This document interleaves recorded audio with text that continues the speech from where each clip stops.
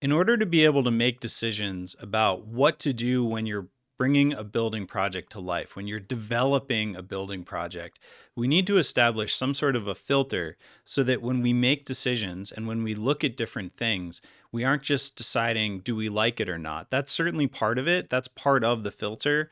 But the more that we can establish criteria, and they can be objective and completely subjective, but we need to agree on it so that as we look at real estate, as we look at drawings, as we look at renderings, as we pick finishes or decide where to spend your money on what different aspects as you get further in a project, or how important is location versus the rent itself or the build out expense, whatever it is. These are all different things that we can establish a filter for very early in the process, which helps us as we go forward. So, when I'm talking about a filter, what I'm really talking about is a way of balancing the ingredients that you have for your project with the financial analysis and planning for that, meaning, how much is going to go in versus how much is going to go out, and then also understanding the return on that investment. And without getting into this sort of a loop of balancing the expense of getting a project open, where your building is by far the most expensive part of it for anybody who's actually opening a space. That's usually the case in almost every situation, versus how much are you getting out of it? That all comes down to intent. If a cooking analogy, do you want it to be hot or spicy or sweet or sour, like whatever it is, that intent, that's from you as the owner, the person with the vision. We put that together, we balance it, and we understand what the filter is so that as we actually get into doing the real project, this is all sort of early work. As we start looking at actual commercial property, we can start to understand, what type of space can we afford? Can we afford a very high rent? Do we need a space that's basically ready for us to take and move into, where we don't have to do anything? We don't have to add air conditioning. We don't have to do anything like that. Or somewhere in the middle where actually we can invest a lot in the build out so we can take a building over that needs a lot of work. We can raise the roof, we can fix the walls, like whatever it is. There's no right or wrong answer.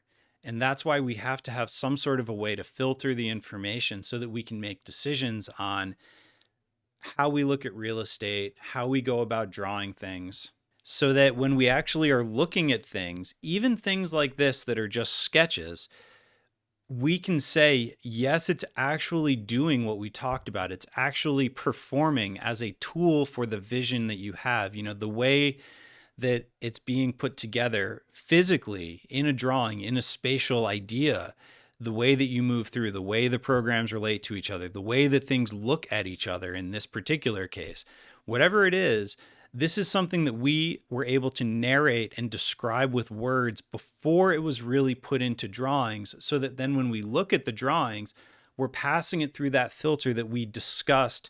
And maybe it's agreed on, maybe it's loosely agreed on, whatever the case is, when we look at it, we're not just deciding, do we like it?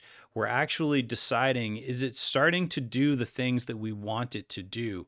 Because then we're telling a real story with the actual visualizations. These aren't just pretty pictures. These are a tool to help you move forward and take your idea and actually bring it to life.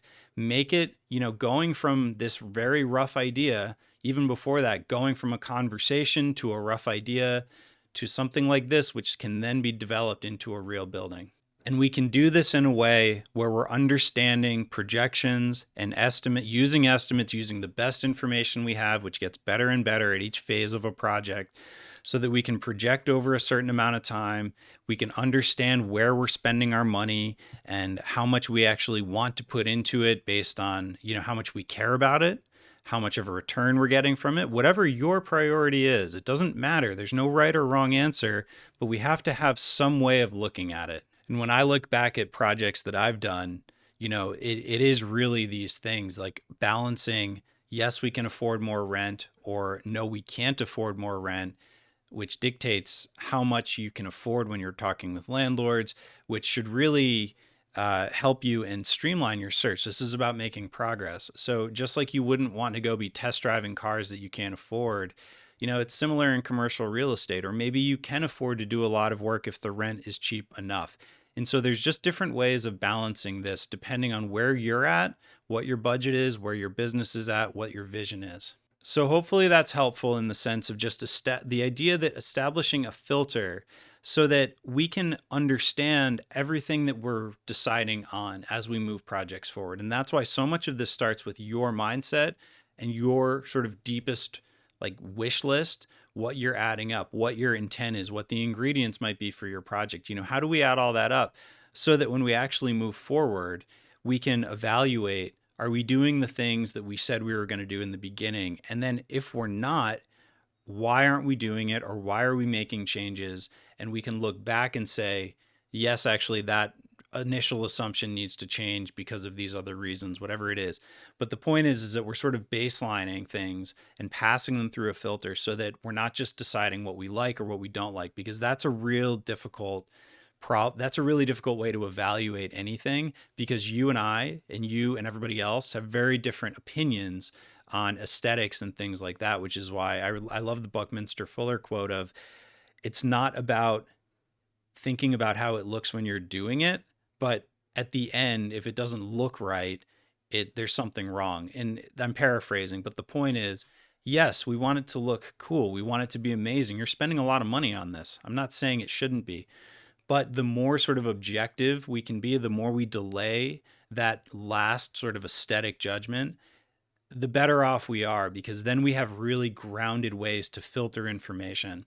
And I found that that's a really productive way to move projects forward faster.